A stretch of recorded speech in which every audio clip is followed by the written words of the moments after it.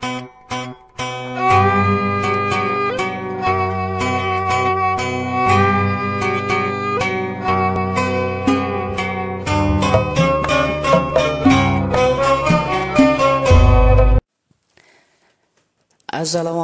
warahmatullahi wabarakatuh.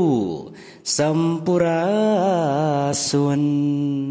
Ya, haturan wilujeng tepang di dina channel Api Handy Official. Dina danget ayeuna urang sami-sami medar perkawis kawih tembang jeung kakawihan. Nah, di Tatar Sunda ayeuna disebut kawih tembang jeung kakawihan. Tiluanana sarua dihaleuangkeun atanapi dilagukeun. Kawih mangrupa bagian tina kabengharan seni Sunda. Dina ilmu musik Sunda antara kawih jeung tembang teh dibedakeun. Dina kawih mah aya birahma atanapi wirahma atanapi wiletan jeung ketukan atanapi tempo. Waktu dihaleuangkeun kawih mah kauger ku aturan birama jeung ketukan. Teori nulian nyebutkeun yen kawih teh nyaeta lalaguan Sunda anu bebas atanapi teu kauger atanapi teu kaiket ku aturan. Nah, sabalikna tembang mah kauger ku wiletan jeung ketukan. Sawatara teori lian nyebutkeun yen tembang teh nyaeta lalaguan Sunda anu kauger ku guru lagu sareng guru wilangan.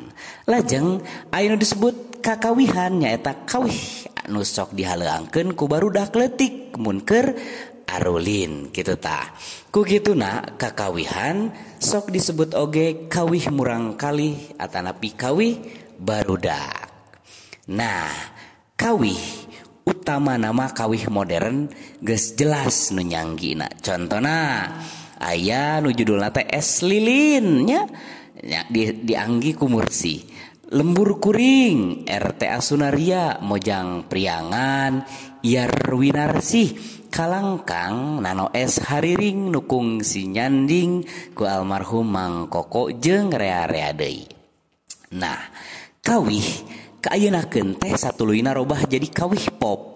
Lagu pop Sunda anu mindeng dihaleuangkeun salah sawiosna ku almarhum Darso, Yayan Jatnika, Doel Sumbang, Rika Rafika kaasup kana wanda kawih. Kulantaran kitu kawih kaasup kana kabengharan basa, sastra jeung seni Sunda.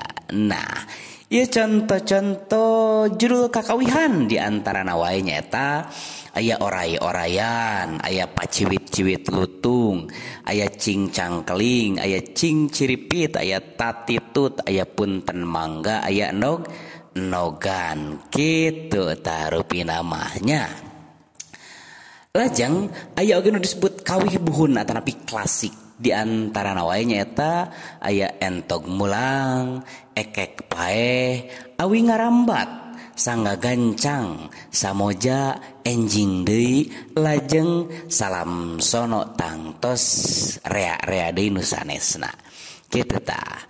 Nah, rumpaka dina kawih tembang jeung kakawihan mibanda ajen sastra. Umumna ditulis dina wangun puisi sisindiran atawa puisi bebas. Ku kituna rumpaka kawih tembang jeung kakawihan teh mibanda unsur-unsur puisi. Upamana wae diwangun ku bait atanapi pada. Lajeng aya nu disebut jajaran atanapi padalisan.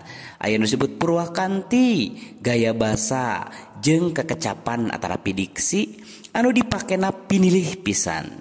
Kitu deui bisa dipaluruh temana atanapi jejerna kumaha nadana, amanatna jeung naon anu dicaritakeunana.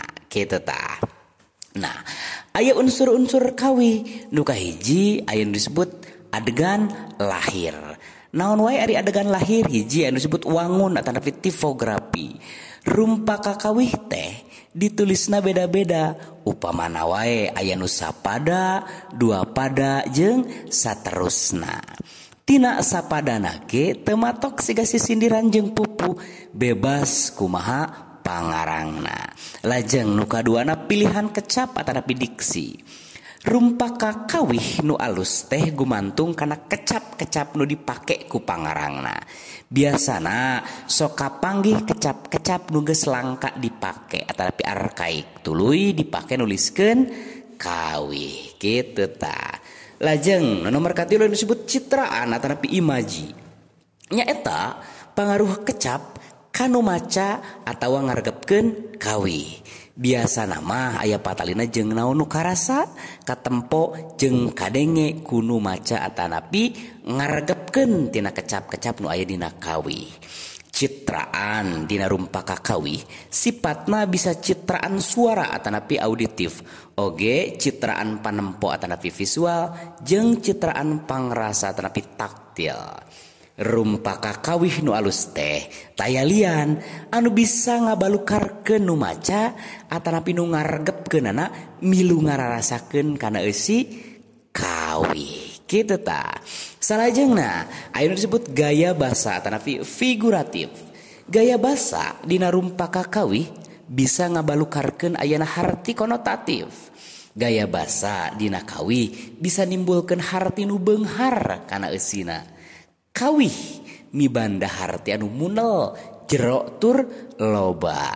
Dina basa Sunda aya sawatara gaya basa aja seperti mijalma, ngasor, kadalon, rarahulan jeung saterusna kitu tah. Lajeng aya nu disebut purwakanti. Nyaeta padekeutna sora kecap boh di awal, di tengah atawa di tungtung ungkara kalimah. Nili kana pernahna purwakanti teh ngarendeng dina kalimah atanapi sapada lisan. Bisa oge ngaruntuy dina antar pada lisan. Tah kulantaran kitu purwakanti aya nu ngajajar atanapi disebutna purwakanti rantayan, aya nu ngaruntuy atanapi runtuyan, oge aya gabunganana kitu tah. Eta mangrupa adegan lahir.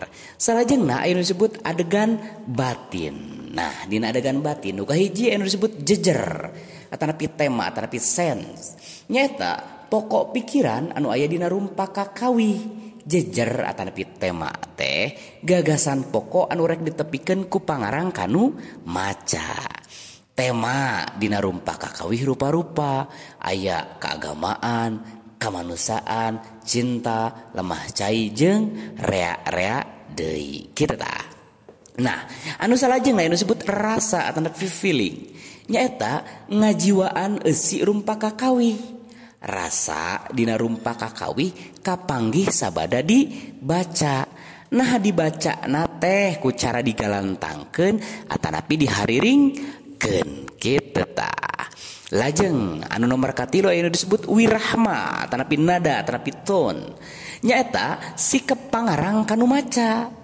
Tina sikep pangarang ngabalukarkeun ayana suasana nu karasaku nu maca kitu tah. Lajeng nu nomor kaopat aya nu disebut amanat atanapi intention. Nyaeta pesen pangarang anu karasa kunu maca rumpaka kawih.